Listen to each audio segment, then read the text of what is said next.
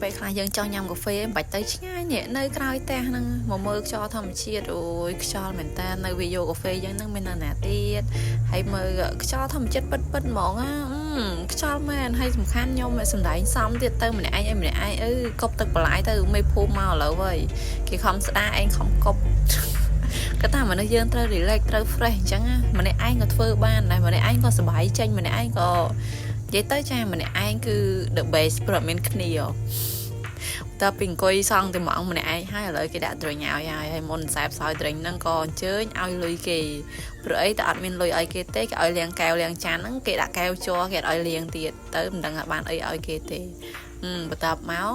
យើងមកថតមួយម្ចាស់ហាងមួយសិនអូយស្រីស្អាតអូអ្នកលក់អូមកមិនត្រឹមបាន drink ឆ្ងាញ់ឯងបានអ្នកលក់ស្អាតទៀតហើយទាញតាយោមកផឹកមកពុបណាតាយោរត់ចូលច្មោះចង់ផឹកជាងមាត់ទៀត